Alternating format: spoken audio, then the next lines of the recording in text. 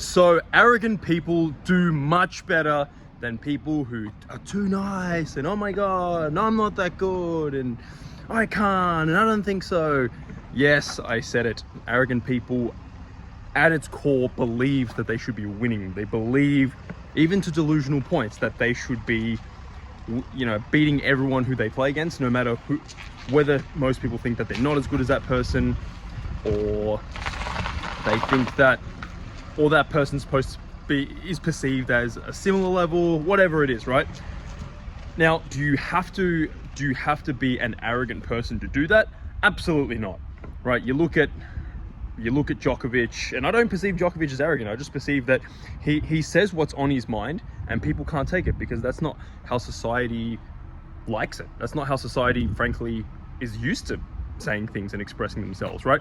These people are kind. They respect opponents. Nadal, you know, like your Dominic Thiem, your Tiger Woods, and these guys. These guys, in their own minds, they always believe that they're going to win. Now, an interesting story about myself, right? I reached my potential at Australian level, but internationally, I didn't reach my potential because I always at some level, just got ran over nearly, but at some level, I always believed Australia is not good internationally. They shouldn't be good. They're an average country. They can't beat good players from other countries. Now, as a result of that thinking, it was so ingrained in me that I never actually really got to overcome that limiting belief until the end of my career, when it was kind of too late, right?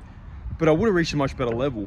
I would have won a lot more matches that, you know, juice in the deciding set. You have this easy ball that you would put away if you're playing someone that you just like, I'm better than him, right? But because you're like, oh my God, there's a small little part of you that's like, well, he's good. And then you miss this easy ball, you lose the match, and you're like, oh, I nearly won the match. I had 3-all, 11-10, but then there's a reason why you didn't put it away, because you didn't deep down believe that you are worthy of beating him or her, right?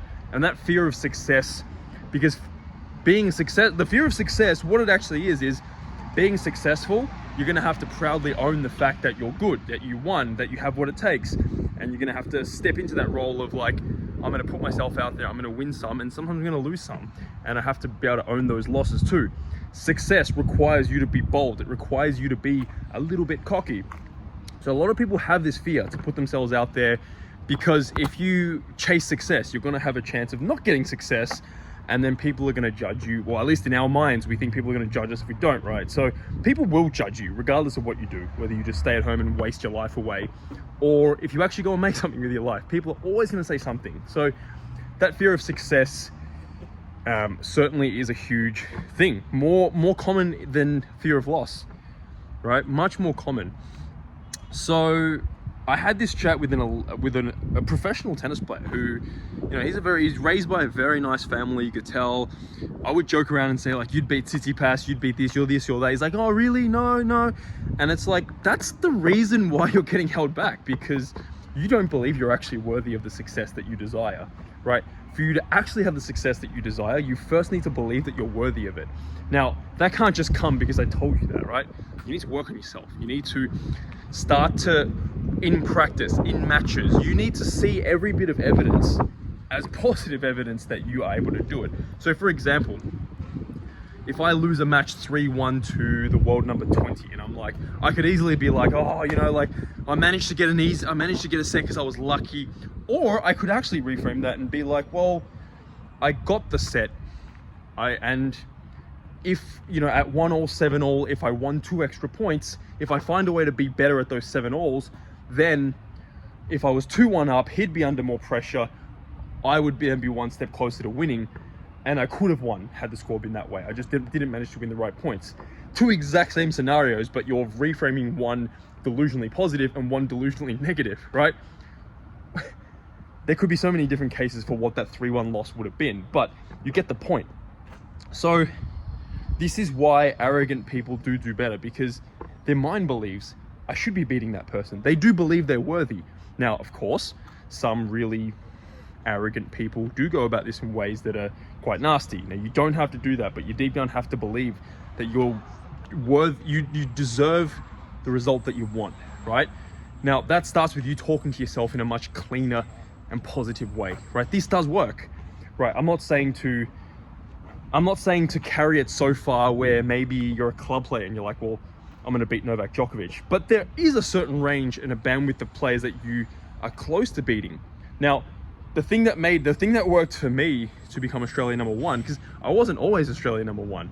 Yeah, I was born out of the womb and I don't know, didn't know how to play table tennis. But as I started to get better, the players that were a little bit better than me, I imagined in my head, I trained this. I didn't realize I was doing this, but I was like, yeah, today I'm going to beat him. Why wouldn't I?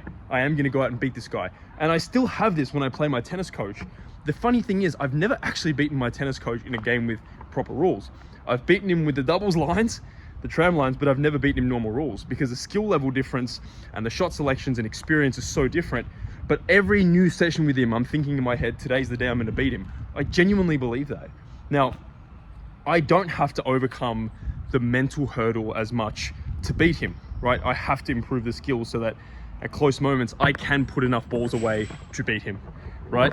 But this is stuff that when you're playing someone of your own level, similar, just a bit above, just a bit below, use these mindsets to actually start beating them. Now, why we lose the players that we should beat who aren't as good as us is another topic, but this is certainly a thing because we're already imagining, the fear of loss.